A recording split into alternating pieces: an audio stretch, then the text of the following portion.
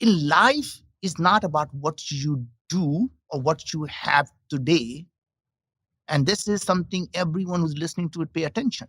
It's the story you tell about what you could be doing or what it could become. So you never talk about what you do, you talk about what you want to do or what you can be. So you always talk about the mission and a dream of what it needs to be. And then you tell them this is where you are and this is how you think you can go from here to there, right? So if you sell them here, nobody is interested. You sell them this, they don't believe it's real. So you need to show them this is what you want to do, that big North Star. This is where you are, and here is how you can step by step can get there.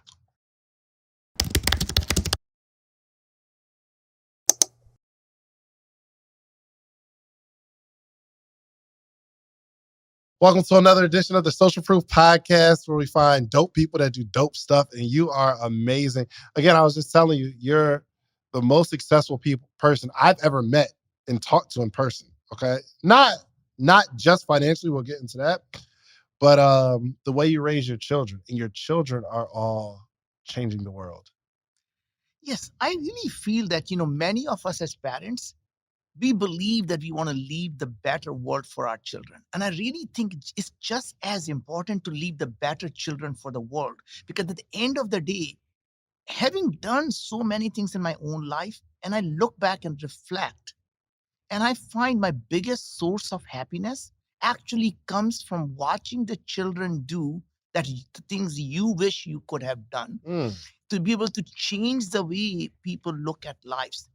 And from the times the kids were young, we did a couple of things that are very, I would say, different from or counterintuitive, right? Everyone says they love their children. That's wonderful. And we thought that we are going to separate the two things. We told them our love for you is unconditional, but our approval is not. What that meant is I'm going to always love you and do everything, but I'm not going to say I'm proud of you unless you do things that make us proud of you. And then we simply said, your success is never going to be measured by how much money you have in the bank. Your success will always be measured by how many lives you improved while you were still alive, right? Your self-worth doesn't come from what you own. Your self-worth comes from what you create. So if you own a lot because you inherited, you're still a parasite on society. So just don't be a parasite. Go out and do something. Find the problem that matters to you and go solve it. And then we'll get to it in terms of, how you raise children who grew up in affluent family. Like I grew up poor. We had no food to eat. We had no place to stay. And growing up with that type of hunger, you can see, of course, you want to go out and prove and do something. But what about the children who grew up in affluent family? And the trick is, how do you give them the same purpose in life? How do you give them the intellectual curiosity? And that is a fundamentally every teacher, every parent doesn't understand that. It's not our job to take the kids to the water and make them drink, which is learn this. Our job is to make them thirsty. If you make them thirsty, they will find the water and they will drink it. The question really is, how do you create the thirst in a children? And the way you create thirst is to give them intellectual curiosity. Once you create that, rest of their life, they can never stop learning because they always wonder, what if that was possible? What if that could be done? Why does it work this way? And they challenge everything because they're curious. How do you create intellectual curiosity in someone else versus yourself? Like some people still aren't intellectually curious themselves. How'd you create it in your children? Yeah. So first of all, let's just talk about ourselves first and then come down to children. We all have been told to live our life that is nice, smooth life. And what we really need to learn is to live is to have a heartbeat. What does the heartbeat look like? Up and down and up and down. And when it's smooth, you're dead. So if you're looking for a life that's smooth, you're living a life of a dead person. The ups and downs tells you you're alive. When you are down, all you have to do is hunker down and know the next beat is going to be up. And when you're on top of that beat, never get too arrogant, never get too cocky. You know the winter is coming and winter shall come, right? And Mm-hmm. that's the beauty of life, is to enjoy everything that happens. And the only other thing I would tell you, David, is that when something happens to you, we have this tendency to label it. Is it good? Is it bad? This happened, this is bad. And just by labeling it, our mind changes, our emotions changes, right? I don't know about you. You break up with the first girl you love, and you think that's the worst thing that happened to you. Your life is over.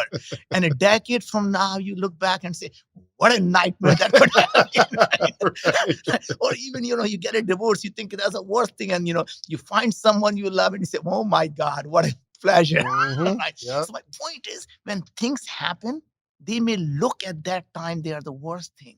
Just believe the universe is your friend. And the minute you believe universe is your friend, you just say everything that's happening to me is for my benefit. Everything. Everything that happens to you is for my good. And here's what another thing you like say. There are only two types of things in this world: Okay. the things that you control and the things you have no control over. The things you have no control over, I look and say, it is what it is, and it will be what will be. That's true. Right? And the things that are in my control, I absolutely do the best I possibly can. And then I say, it is what it is, and it will be what will be. Absolutely. Right? And so Absolutely. my point is, I just don't have to stress about what's going on. I say, look, it's in my control. I did everything I could, and it will be what will be. And you move on with life. Did you set out to become a billionaire? First of all, I don't even know what it means to be a billionaire. To me, really, it's about, are you living a life of a purpose? Right. But Naveen, okay, so I looked up on Google, right? And obviously I'm doing research. And it said it said you're worth like $8 or $9 billion. Now I don't know if that's true. But look, first of all, I just don't like talking about money. Yeah. Money to me is simply a mechanism, or you could call it, if you're really being an, it's a score you keep, right? Right. For doing things that matter to you. At the end of the day, the only reason to live is to live a life of a purpose. And I'm asking everyone who's listening to this or watching this, when you wake up in the morning, I don't care what time, but I do get up at 4 a.m. When you wake up in the morning, do you jump out of the bed? And the answer to Mm. that is no. You should quit whatever you're doing that day and find something that means something to you, so you jump out of the bed. When you find a purpose, when you find your North Star, when you find something you truly care about, you go to sleep thinking about it, and you wake up in the morning jumping out of the bed wanting to do that. Naveen, when you were poor, Yeah. because I'm from this vantage point, and I'm with you Yeah. 100% because once I started making money, I realized how unimportant it is, right? Like happiness is important, but when you don't have anything, was your mindset, how do I have some stuff? Of course, been there, done that. I mean, my point, grew up with nothing, right? So the point is, it's not about having, it is about finding something that you are so obsessed about. Remember, your passion is for losers, passion is for hobbies. The people who really care about things have obsession to solve that problem. And when you find that obsession, what happens is you spend countless hours learning that. When you do that, you become good at it. Anytime you become good at something, you can make money from it. Making money is a byproduct of doing things that you love and improving people's lives. If you can do anything, I don't care what it is, collecting the goddamn garbage.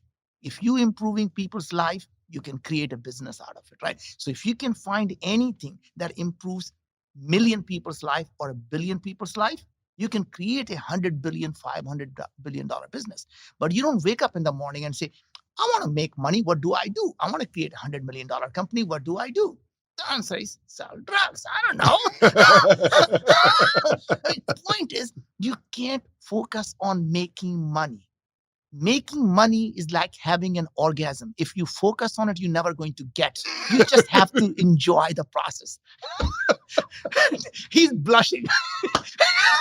No, I mean, you know what I didn't do? I didn't even introduce you. Okay, so look, we have Mr. Naveen Jain here. How do you introduce yourself? Like when I meet you? Because you just said, hey, obviously we're here for the podcast, but how would you describe yourself? I am Naveen and I just love life.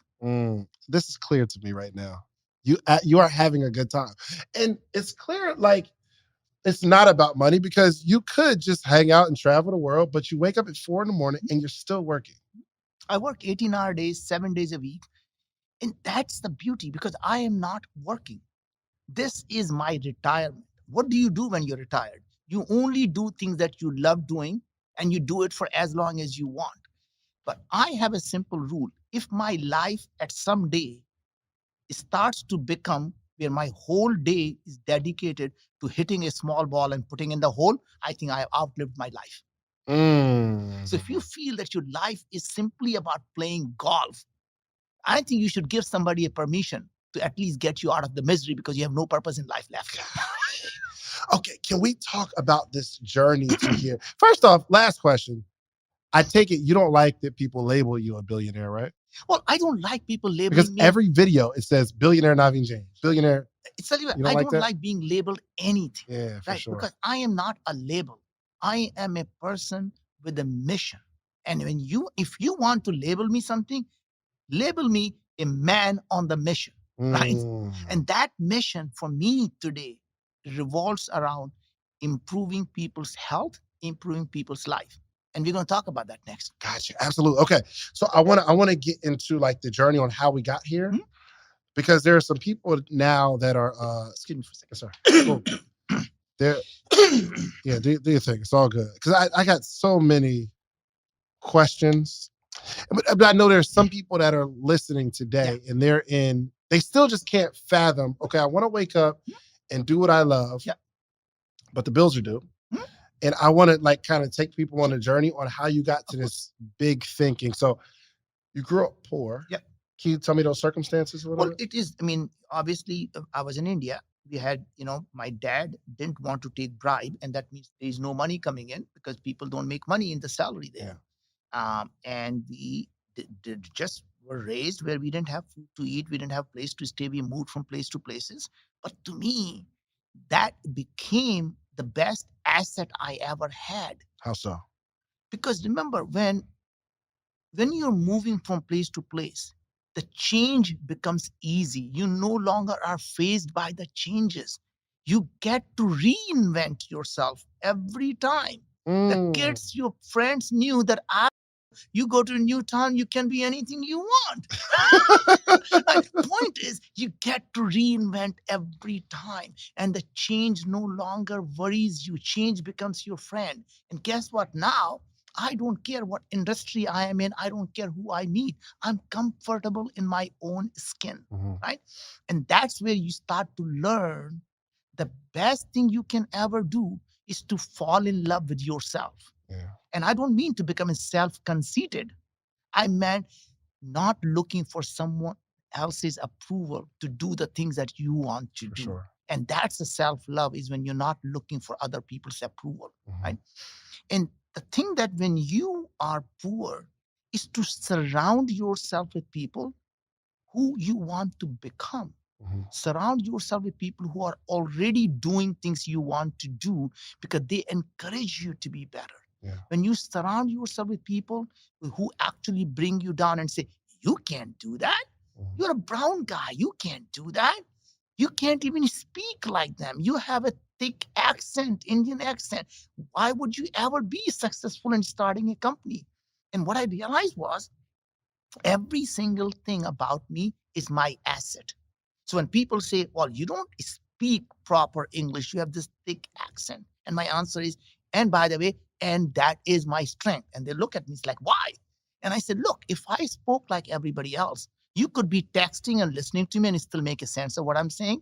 When I'm speaking, you give me 100% of your attention, or you're not hearing a word I'm saying, right? And that is my that is my asset. That when I am in the room, I get 100% attention from everyone because that's the only way they understand what I say. You have such a positive mindset. When you were, because most of the people that watch this, let's say they have a job and a dream, right? So they're still working a job and a dream. Yeah. When you were just an employee, Yeah. did you still have the same mindset? Absolutely. Remember, entrepreneurship is not about starting a company. Startup entrepreneurship is about having a mindset of solving a problem, right? So there's three types of people in this world. Someone who complains about the problem. True. And we all, like, human beings, every one of us, like a belly button, we at least have a fucking problem that we want someone to care about. Right? Why can't someone fix the pothole? Why can't someone do this? Right? We can all identify the problem. So we call them human beings. And then there are a group of people who can say, look, this is how you solve it. And we call them the innovators, the disruptors, the solutions, right? And scientists, they all have solutions. And there is one type of a special person in this world who says, you know what? I'm going to go out and do it. Hold on. So sorry. Yes. And that person who is special enough to say, I'm going to go out and do it is an entrepreneur. So entrepreneurs are basically a problem solvers. Right. That's all they do is solve a problem. You're at home, you solve a problem, you're an entrepreneur. You are inside a company, you see a problem, you solve a problem, you're an entrepreneur, right? And that's the beauty of it, is that even when I was inside the company, my job was, what are the biggest problems here that I can solve? And guess what happens when you do? You rise. Yeah. Right? When people didn't even know the problem existed, you actually go out and say, I think I can get that done. And people notice. So anytime a lot of people have this idea of a job and a dream. And that is why they actually suck at job, because it's not their dream job. And the dream never happens because the job doesn't happen anymore, right? And point is, what if you make your dream your job, right? What if you make your dream your job? Right. That's profound. Right. And that is when you start to shine.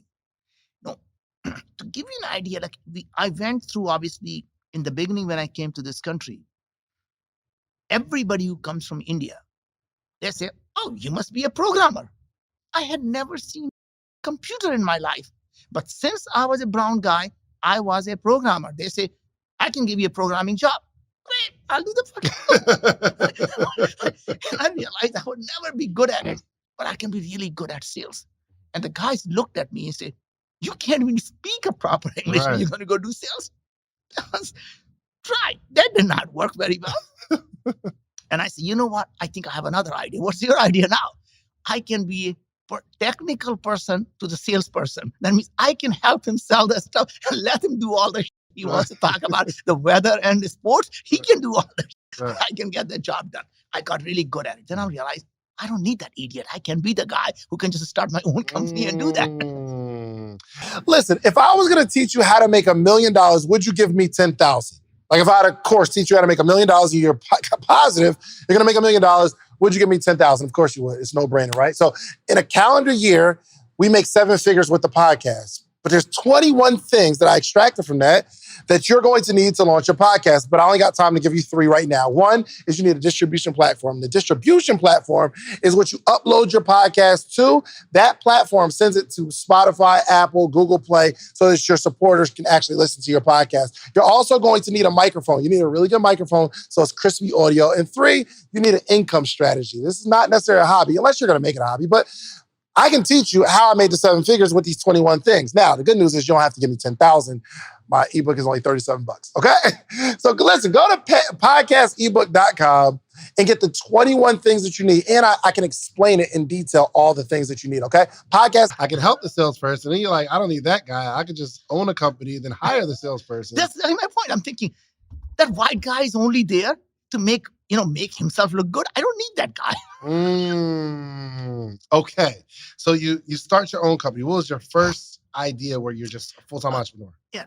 So I can give you all the bullshit about, I had this brilliant idea that, I was going to do. But rarely in life, when you start a company, is what you end up in a company, right? You start something, you try something, and you suddenly, that doesn't work. And you say, holy cow, what about that? And then you suddenly find something that does work, right? So this is literally the story of almost every company. However, they come back and say, I had that idea when I was a child. That's all bullshit. So my idea was to go actually do something on the internet, because internet was just starting out. And I was thinking about, my God, the only things, there were some search engines out there. There was nothing else. Maybe I could go build something that would be really meaningful. And it occurred to me, one of the biggest problems, you're too young to remember that. There were no way to find people's phone number. You would call, like if somebody was in Chicago, you would dial 312-555-1212. And somebody, the people kept the phone and directory assistant said, what city, please? You moron, if I knew the city, I would be calling you. I don't know the city. Go find it for me. Right. Sir, we can help you. Clink. I'm thinking, all these directories exist out there. What if we can have somebody build a digital version of that, so you can type any name, any place, and tell you their phone number? The basically white pages or the yellow pages. You can put them on the internet. There'll be a massive market for that, and we could do that. Anyways, that was my first idea. And then I was running with that. And one day, I don't think I've ever shared this story. I was traveling, coming from San Francisco, and I was sitting next to this pretty girl.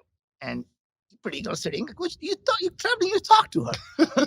So I talked to her and I said, what do you do? She said, I'm at AT&T. AT&T. What do you do at AT&T? I said, I can't tell you that. And I said, what? Really? I said, I'm a stranger. You can tell me anything. And she's okay. I'm working on these phones that are going to dial into the internet, and they're going to connect your phone to the internet. And I'm thinking, oh my God, that's really cool. But don't you think when phone number, first thing they need is a phone number? Yeah. He said, oh yeah. And I said, I got that one. Maybe we can put that thing on the phone. She said, brilliant idea. I think I'm going to talk to my boss. Really? And that's literally, and now her boss says, great idea, but we got a problem. I said, what's the problem now? We are a phone company. If we give out people's phone number, they're going to say, oh my God, this AT&T has my personal information they're giving out. So we can't do that, but we can do it only on one condition. You do it under your name and put your name on the box, and you put your name on the phone to know it's coming from you. And I said, twist my arm, I'll agree to it. And then literally, it started a whole idea of building the content on a phone on the internet that never existed. Really? Yeah. You have this idea, and you're not even like, you're not actually, were you building it when you were talking to the young lady? No. And that's literally how the company got started. And then we became literally the biggest content provider for cell phones that yet to exist. Right. And that company went on to become a $40 billion company. Wow. Yeah. And my point I'm going to make is that people have this idea that you have to be brilliant about knowing things. The other part that you will find fascinating is then went on to the second company and the third company. We're going to go to the moon. I'm not aerospace guy. What do I know about it? But to me, it's like, sure, why not? Sure, why not? I never thought that I should go to the moon for any reason at all. I tell you why. Why? I was talking to a guy, and he was asking me, he said, hey, I'm trying to go build this company to go to the moon. And I said, how are you going to do that? And he's explaining it to me that how they're going to build a massive rocket that will go to the moon. And I'm looking at him. I said, that's a stupid idea. He said, why? He said, like a software, you don't build a big rocket. You build a small one that goes to here, and then you go from here to somewhere else, and you can make it really cheap. And his first reaction was, that will never work. And I said, why not? And he started to explain me. He said, I don't know, it might just work. And then he says, I said, tell me, why do you think it might work? And he's explaining. He said, oh my God, it's a brilliant idea. And then we said, in that case, go do it. Right? I'll help you. I will run the things. I'll get the things moving. Come and work for me and do it. You talking about the guy? He worked for you. You said, come work for me and we'll do it. Yeah. And that's how I started the Moon Express company. And then it occurred to me that now we have this company that's going to the moon. We got the NASA contract, one of the 6 companies to get a $2.6 billion NASA contract. How did you get a NASA contract? When you start to build some things, you start to show them. In life, it's not about what you do or what you have today. And this is something everyone who's listening to it pay attention. It's the story you tell about what you could be doing or what it could become. So you never talk about what you do, you talk about what you want to do or what you can be. So you always talk about the mission and a dream of what it needs to be. And then you tell them this is where you are and this is how you think you can go from here to there, right? So if you sell them here, nobody is interested. You sell them this, they don't believe it's real. So you need to show them this is what you want to do, that big North Star. This is where you are, and here is how you can step by step can get there. Wow. I think, and I'm going to give you an example of how you do that. Please. So, and then I'm going to talk to you about my next initiative because what we're going to spend time. First off, can I be a part of it somehow? Sure. Okay. So, well, I work for you now. So, David, you are already doing that. We all work for the humanity. I work for humanity. You work for humanity. So you and I are working together on the same mission. Right? Sounds good to me. Right. So the mission that I set out to do is, what if we can understand what causes people to be sick? What causes people to have obesity? What causes people to have diabetes? Why do people have depression? Why do people have Alzheimer? Why do people develop cancers? If we can somehow understand it, we can prevent it and we can reverse it. Now, I am no scientist. I'm not a doctor. But to me, this is a problem that's worth solving. So I'm going to give a framework that I use for myself, and then I'm going to apply it to how I did it. Gotcha. So the framework that I use is, anytime before I start a company, I ask myself 3 questions. Why this? Why now? Why me? Why this? Why now? Why me? Before you start any initiative. Any initiative. Why this? Why now? Why me? Okay, I like that. So why this is simple. You say, whatever it is that you're trying to do, you go backward and say, God forbid, I'm actually successful in actually solving the problem that I'm setting out to do. Would it help 1 billion people live a better life? You can say 100 million people, you can say 1 million people. And the reason for that is not because you're philanthropic. That's a capitalistic thing to do. Because anytime you can do anything that improves 1 million people's life, you can create $100 million company. You can improve 1 billion people's life, you can create a $500 billion company, right? It is, if you stay focused on improving people's life, they're willing to pay for that service. I don't care what it is. They will pay you for something that improves people's lives, right? You have a pain, I have an aspirin, you'll pay for it, right? Yes, all the time. All the time. So all you have to do is find the pain and give them the aspirin. Find a problem, solve the problem. I love it. Now, so that's in the why this. Why this? It's a big problem. People need help.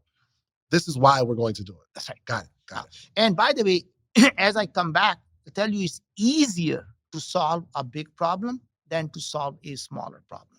Now, that's a counterintuitive. It is. Right? When people say, oh my God, you're going to go solve this problem of going to the moon, or you're going to solve the problem of these big chronic diseases, that's so much harder than something I could do now. It turns out it's easier to do. And remind me when I come back. Let's just answer it right now because I'm confused. I want to agree with you. Okay. So tell you why it's easier. When you do something that's audacious, the best and the brightest in the world want to work with you, because the brightest people want to work on the toughest problems, and the people who are successful, they want to become significant. Give them something to make their legacy. So when I started this company called Viome that we're going to talk about, by the way, this is really interesting. I named the company Viome, and as you know, the Indians cannot pronounce the word we. So I say Viome, and everybody laughs. What do you mean by that? I said, V as in Victor, I-O-M-E, Viome. And he said, well, that's not Viome, it's Biome. So you created a name that you can't necessarily say like that yourself. Yes. And, I just love the name because, VI came from, French for life. C'est la vie, life. Gotcha. V is life. And omics was science of life. And that's the name I love. And I said, I can't pronounce it, but somebody else can. I'll hire some white dude to go do that for me. I am so inspired right now. Like you are just fearless. You're fearless. And it seems like you have an idea once you vet the fact that why Why this? Yes. And then we're going to go to why now. Then we go to why now. And then why now is now the right time to solve this problem? Yes. And you ask yourself, what had changed in the last 1 to 2 years? But more importantly, what do you expect to happen in the next 3 to 5 years that will allow you to solve the problem in the next 3 to 5 years, not today? That means this problem couldn't be solved today or yesterday, but can be solved in 3 years. And you need to know what is that needs to be happening to solve that problem, because it's going to take you 2 3 years to get there anyway. And you want to use tomorrow's technology to solve tomorrow's problem, not yesterday's technology to solve tomorrow's problem. So you're thinking to yourself in the timing, Yeah. what has changed in the last 1 to 2 years? Like what's a problem that is New. that is new, Or there's new solutions that are coming up that never existed before, right? So you start to say, well, phones are coming up. Maybe we could do something with that. That's my first company. Oh my God, this lady's talking about phones that connect to internet. Maybe I could do something right there. Not right. And even if you solve the problem, when she talked about it, it would flop because it'd been too early. Too early. But you're saying, oh my God, that's so good. It's so good. Okay. Yeah.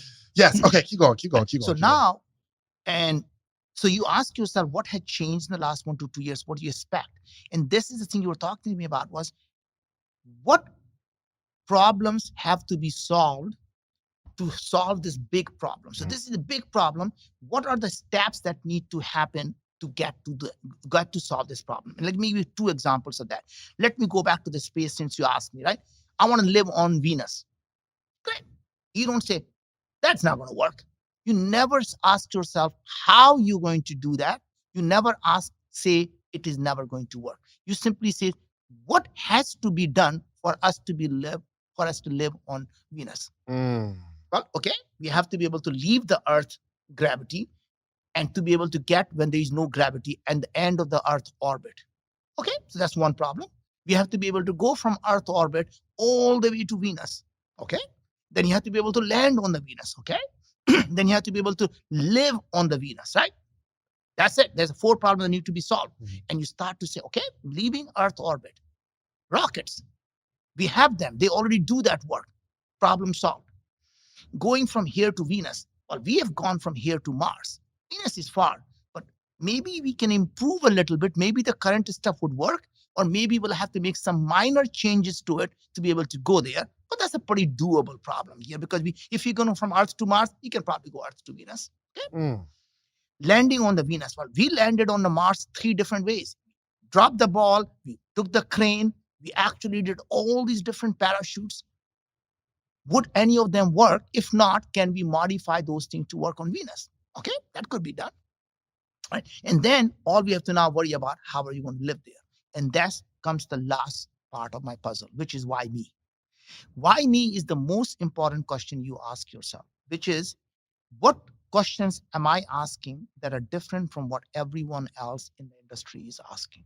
Because the question you ask is the problem you solve, right? So now coming back to the Venus. question you ask is the problem you solve. Yes. If you don't have a question. If you don't ask the right question, you're solving the wrong problem, right? That's good. So for example, so we say we're going to live on Venus now. And first question people say is, how are you going to grow the food to live on the Venus? Yeah. Good question, except a wrong question. If you were to ask the question, how are you going to grow the food on the Venus? What's the solution? To find a way to grow the food. Yes. What if you ask a slightly different question that says, like a 2-year-old, why do we eat food? Why do we need food? Just by asking that question, you say, oh, that's really interesting. The only reason you need food is because you need energy and you need nutrition. You say, energy, great. Plants get energy from photosynthesis. Can we do that? Some bacteria, they grow in the radioactive nuclear waste. They get energy from radiation. Can we use those genes from the bacteria on our human body? And we now have radiation that gives us energy. Are you saying, so where your mind goes is, we need to live. Yeah. On this earth, yeah, we need food to live. Yes. But is there another way to live on another planet? That's right. Just by asking why we eat food, just by simply asking why we eat food, everything changes. Now you have 10 different ways of solving the problem instead of just one. Right? And that is literally, and I can give you an example now. Reese, are you hearing this? I never even heard it. First off, I mean, I never heard anybody talk like this. Okay. Like to ask, I think I'm a pretty good question asker. But in terms of the grand scheme of things, which I believe what you're saying comes to the bigness of the idea. Because you start asking all kind of questions when the idea is big enough. And the main thing is to act like a 2-year-old novice. What does a 2-year-old say? Anything you tell them, they say, why, Dad? Why? Why? Why? Right? And that is really the intellectual curiosity that you never want to lose. Why? Why? Right? And that is the part of being a non-expert. And this is my next part of the puzzle you see is when you are expert at something, you're useless at that industry. Because once you become good at something, you are incrementalist. That means you'll be 10% better than anybody in the world, but you'll never be 10 times better. To be 10 times better, you have to challenge the foundation of what every expert has taken it for granted. Right? So think about it. When you are an expert, the reason makes you an expert is because you know things. You have taken it for granted. This is how it is done. This is how it works. When someone comes along and say, why? And they change everything. They completely redo everything, and the new thing is created, and you're gone. Your whole industry is gone. Notice every single industry that is being disrupted, not a single one came from people inside the industry. Hold on. Let me think about that, Mr. Jain.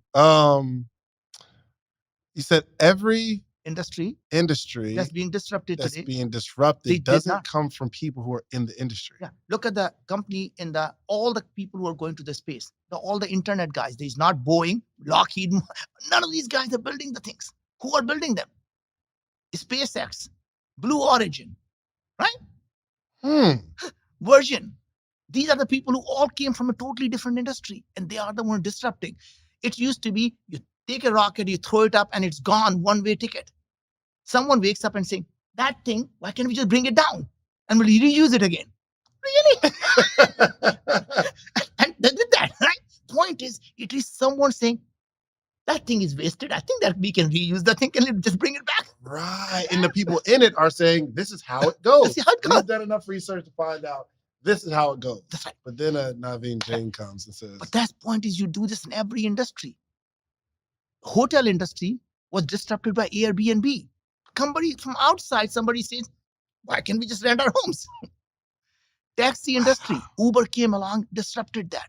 Now you can go after every car industry.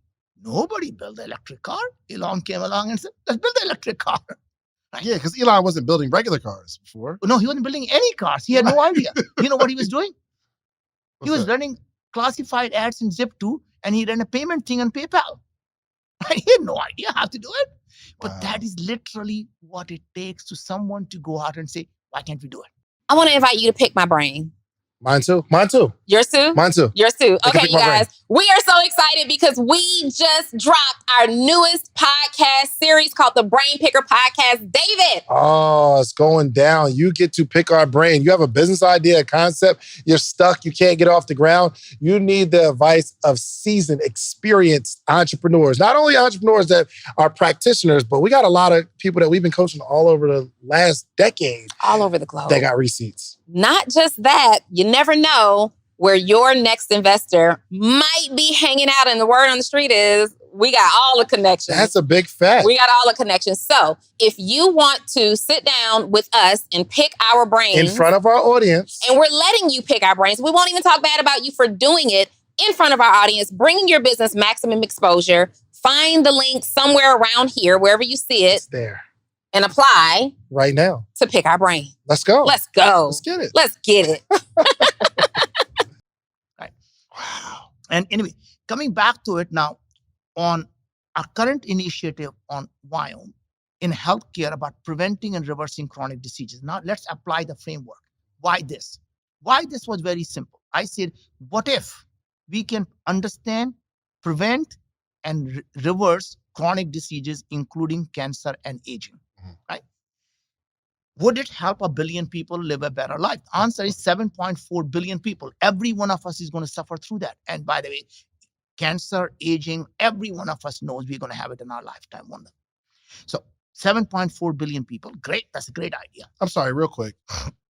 When you say reverse aging, I mean, do you believe that people you can extend life? well, we're going to come back. I said reverse aging. So, for example, I am 63 years old now.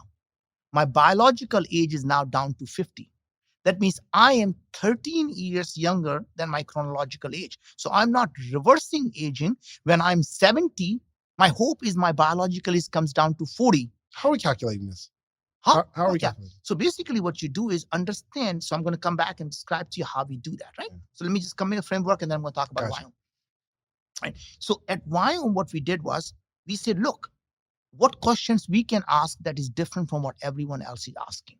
Everyone in the industry was looking to say, I want to know about your genes, your DNA. That's what matters.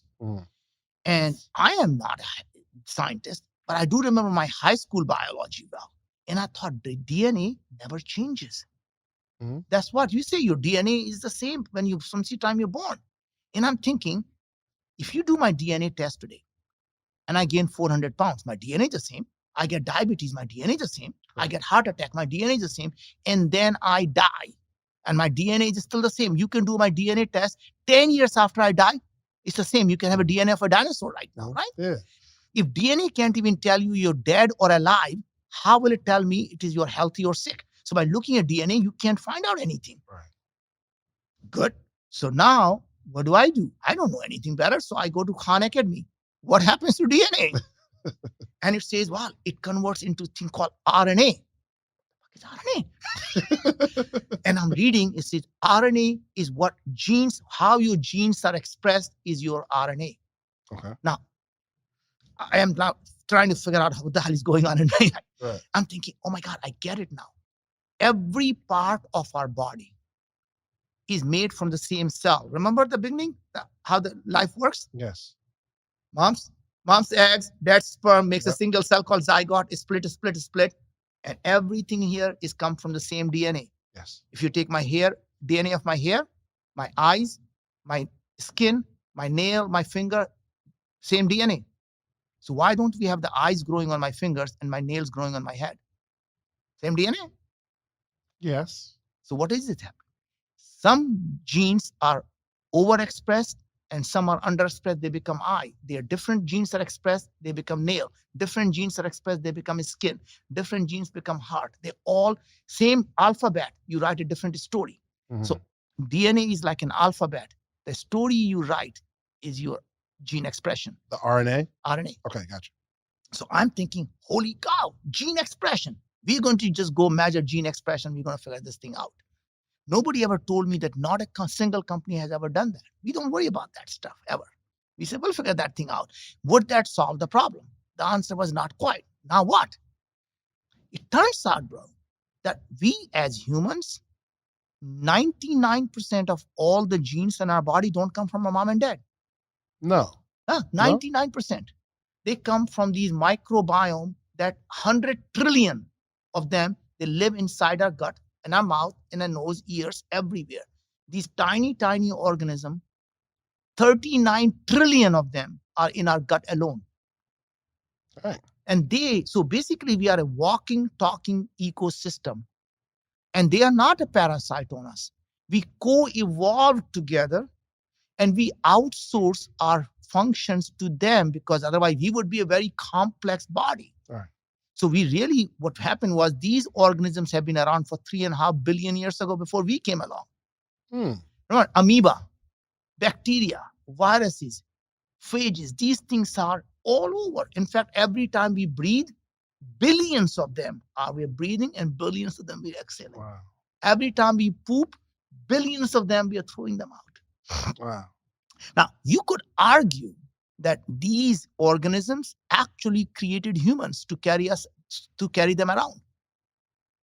Think about them. If they were smart, they would have said, hold on, the argument, we could argue that these organisms created humans. Yes, to take them around, because what happens is they're saying, look, we're all stuck in the savannas of Africa. We're sick and tired of living here. We want to dominate the world. All these bacteria and viruses are getting together and discussing. And they say, what if we can create a bipedal guy? And hundreds of trillions of us could live inside them. And guess what? They're going to go everywhere. They're going to poop everywhere. They're going to spread us everywhere, and we're going to take over the world. And we can control everything they do in their body. Inside our own human cell, there's something called mitochondria, energy factory. Yes. That's the ancient bacteria inside our own cell. Our gut, where the 39 trillion live, they're connected to our brain. They control what we think. They control what we do. Our depression, anxiety are connected to them. So anybody who's listening to it, just Google depression and microbiome, diabetes and microbiome, obesity and microbiome, Parkinson's and microbiome, cancer and microbiome, cancer therapy and microbiome, and you will find every disease and even the cure for cancer is directly connected to microbiome. So now we just have to focus on microbiome? No, not quite there. So I'm thinking, holy cow, I'm Googling literally, and this every research shows these things are important. And I'm thinking, holy shit, what is this microbiome thing now? I can't figure this thing out. And I'm now in my mind, I'm thinking they are like small human beings, tiny, tiny human beings inside me. I get that part. That means every one of these guys doesn't matter who they are. What matters is what they are actually doing. And every microbiome company who is doing it, trying to find out who these organisms are, and they're thinking they can find out what these organisms are, they can find out what disease you have. And I keep thinking that can't be the problem. The problem has to be what they are producing. You can have same human being, put them in a good environment, good behavior, put them in a bad environment, bad behavior. So it's not about who they are, it's about what behavior they have that matters, the environment they are in. Mm-hmm. And if we can measure what they are doing, we can solve this problem. And then we went on a journey to say, we're going to focus on what microbes are doing and what they do, how it is changing our human RNA. And then we can figure out why the diseases are happening. Goodness gracious. Right. Now, and I still have nothing to do. I'm simply still thinking. Yeah. Now I have no idea how to do it. now I have a problem that needs solving, which is we need to find out what these microbes are producing. We need to find out all the genes that are expressed in the human body. Which it seems like this comes from a series of why, and it leads you to this problem. You're like, well, why? Now, my only thing is, how do I do this? I have no idea how to do this. So now I'm going around different universities and different NASA centers trying to figure out if someone can help me. So interestingly, I went to NASA, JPL. They send a mission to the Mars. I'm thinking, these guys obviously looking for life on Mars. They must know how to do it. Yeah. I go there and they tell me, no, we can tell you there's something there. We don't really know what they're doing. That's no good for me. And I'm thinking, you guys are a bunch of morons. Maybe NASA Houston will know what to do. So I went to NASA Houston, touched a bunch of moon rocks, did everything. They still have no idea. Now I'm thinking, God, that's not going to work. So I went to now all the national labs. So I'm at Lawrence Berkeley, Lawrence Livermore, and they're saying, yeah, it can be done, but we haven't done it. Now I am literally at Los Alamos National Lab. And you know what it is famous for? What's that? Los Alamos National Lab. Come on, dude. Work with me. That's microbiomes. No, atomic bomb. Okay. They built the atomic bomb. The Manhattan Project wasn't done in Manhattan. It was in Los Alamos. Oh, wow. Right. So these guys, I'm thinking, are so smart they can build a goddamn atomic bomb. They probably know how to build a biological bomb. I'm going to go there. And I was there now, and I'm talking to a bunch of scientists. And one of the scientists told me, actually, they have a project they're working on that to find out the biodefense project now. Mm-hmm. That's what they tell me. Right. A biodefense project to save our country, to protect our country from bioweapon by a terrorist. And they needed to find out if something bad were to happen in our country, how would we protect our citizens?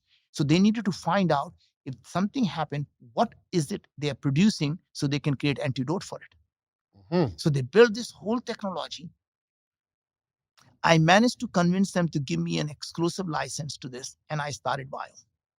So someday when we have more time, I'll tell you how I got that license. Yeah. But I did get the license from them, and I started bio. Now, hired the guy who was working on this technology at Los Alamos National Lab. Mm. He's the guy who's developing it. Now I'm thinking that's good, but I still need to get somebody to do AI. So I called the head of IBM Watson, and I said, do you want to come and join me?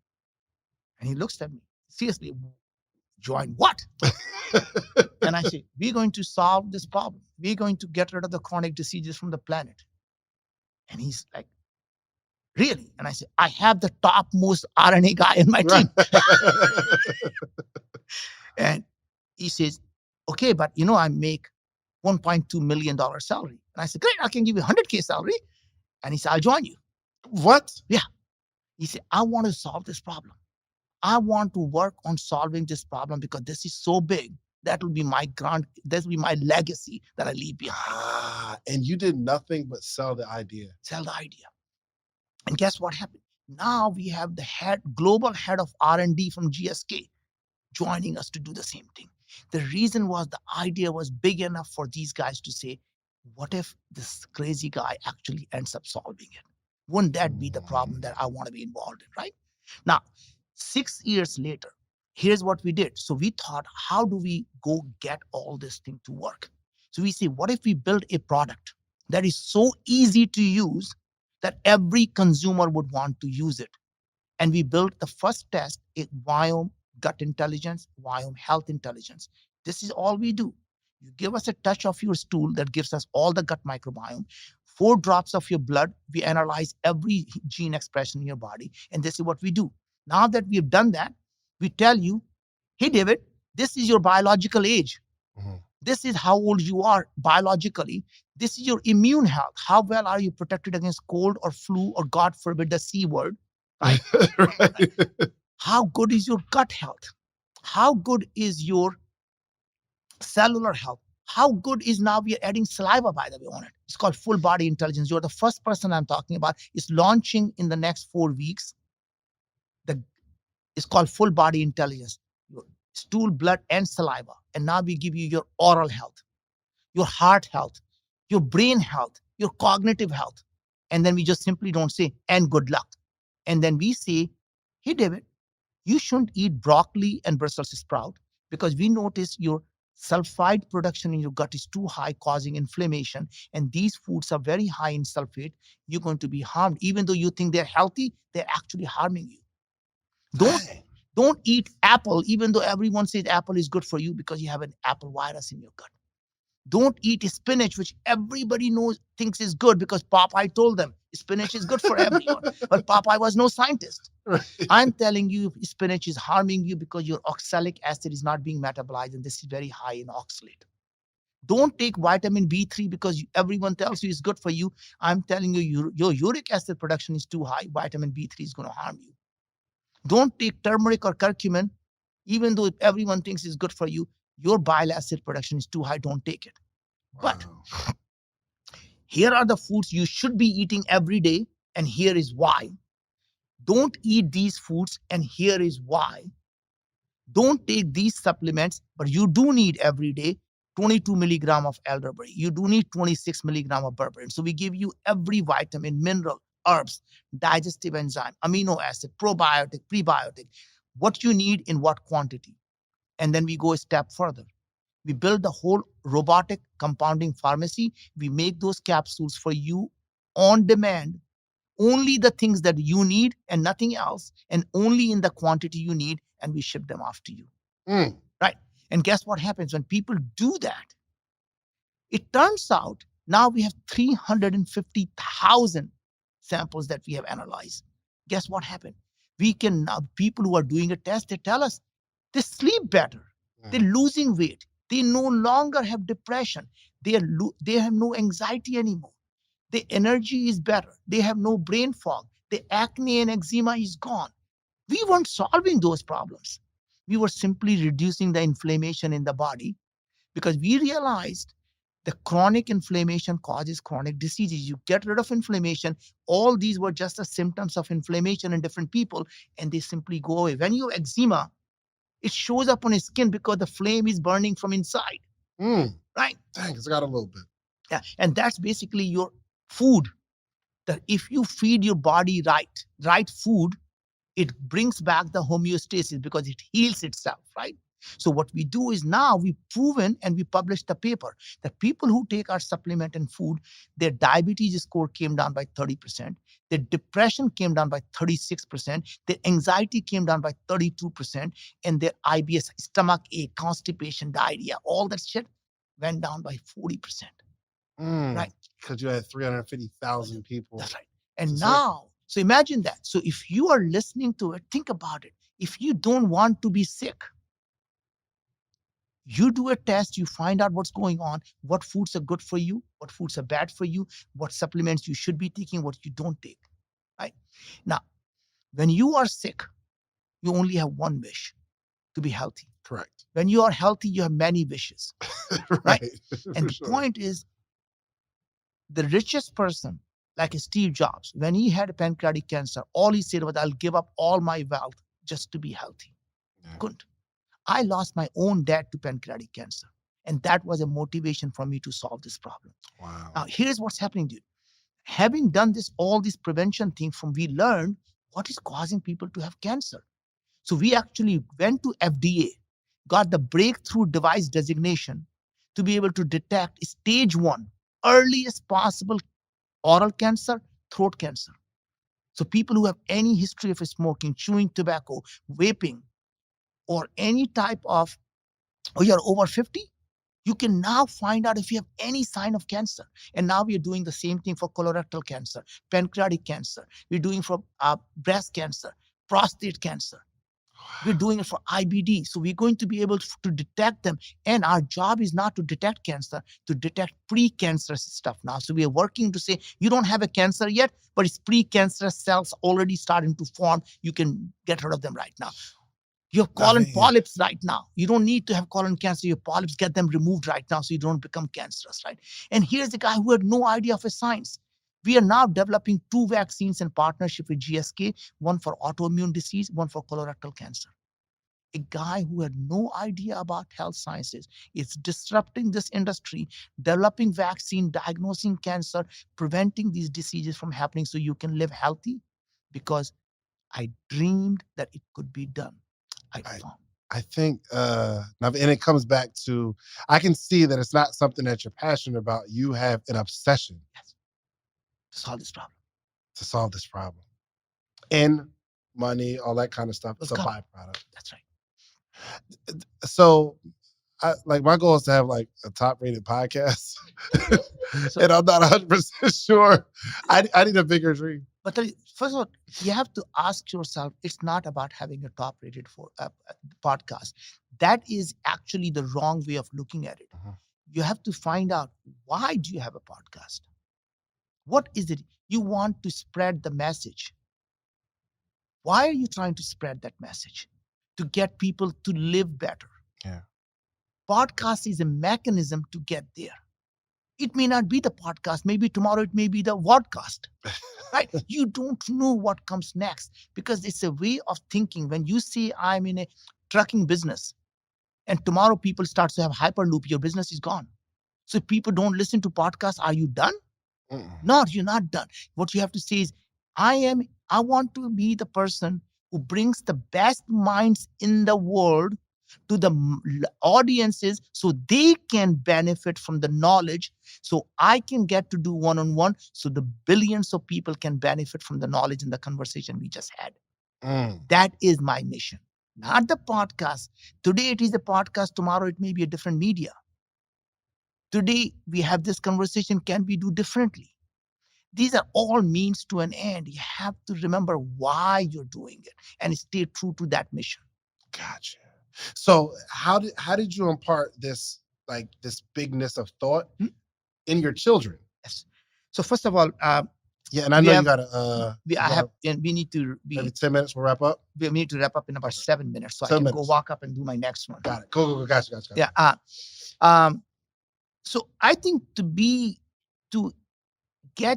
me just talk about our 3 children here, right? So we have 3 children. Our oldest is now running 3rd unicorn. He built a company called Built, B-I-L-T. The problem he tried to solve were 2 problems. Number one was, he said all the kids who graduate from college, they get a job, they can pay for the rent, but they don't have money to pay their deposit, first month, last month deposit. So what he came up with, the first idea was, can I just do a $5 a month insurance and insure the landlord so you can move into the apartment without a deposit instead of borrowing that money or getting from your parents? And that company he started first. Then he started to realize, wait a sec, every one of us is complaining that I'm just wasting my rent money and I'm earning nothing out of it. And he started the second thing, which was a built card, BILT. And everyone who has the thing, you get a free card, no cost to your credit card. You can put your rent on a credit card, earn the points. Landlord gets the full money, no 2% credit card fee, no fee at all. The points you earn, you can use them for airlines or you can use them to pay the next month rent. Right? And that card that he started 6 months ago, partner with MasterCard, Wells Fargo, is now become the largest card with every apartment now is pushing that card on every renter because they get to build the card on first. You as a renter have 21-day float now. You don't have to pay on 7th. You can pay when your credit card bill is due. This is a big problem. Big problem. So he solved that. Our daughter, whether he went to what? Our daughter went to Stanford. How old are these kids, by the way? 32. Yep. My daughter is 28. Yep. Went to Stanford. Stanford STEM fellow, Stanford Mayfield fellow.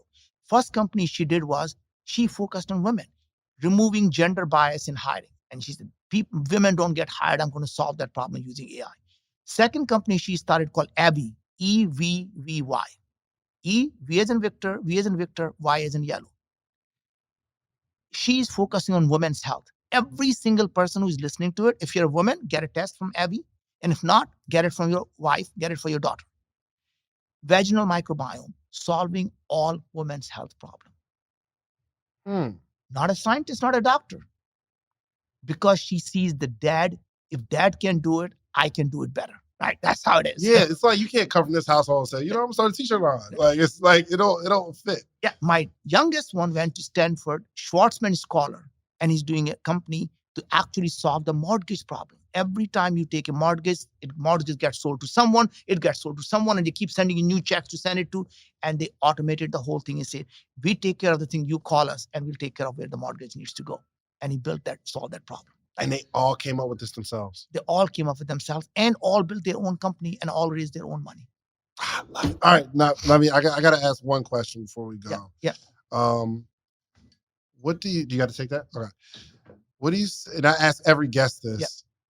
Where do you see yourself accomplishing in the next 5 years? Because I want to watch this video and say, yo, Naveen said he was going to do that 5 years ago. So I think in the next 10 years or so, I'm hoping that our business that does the diagnostic and therapeutics and cure completely disappears. It is completely shut down because we are able to prevent from humanity having any disease. So our prevention business is actually doing its job when no one is ever getting sick. So no one needs to be diagnosed for any disease and no one needs to be cured for any disease. I knew you was going to give me a good answer. I knew it.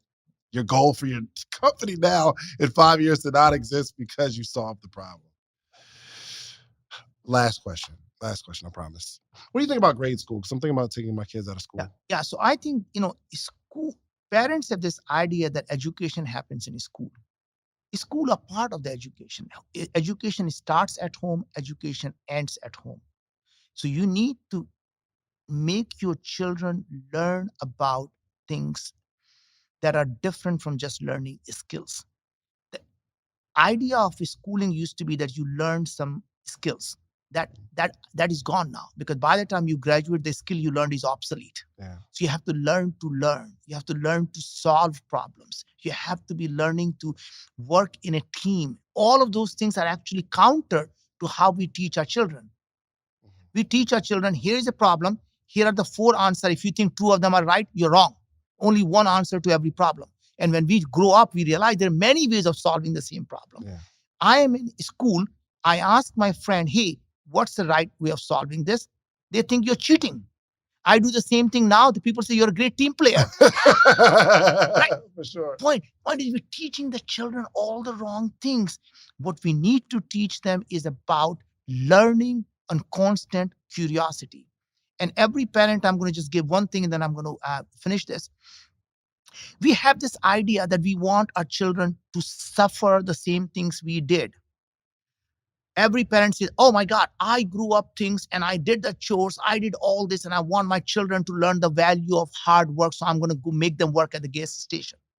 That is one of the worst things you do for your children. It's called revenge, which is I suffered and I'm going to make you suffer. That bad idea. And the reason for that is when you make something about money, I'm not going to give you money unless you do this. Children realize the money is the only thing that matters to them because that's how the freedom comes.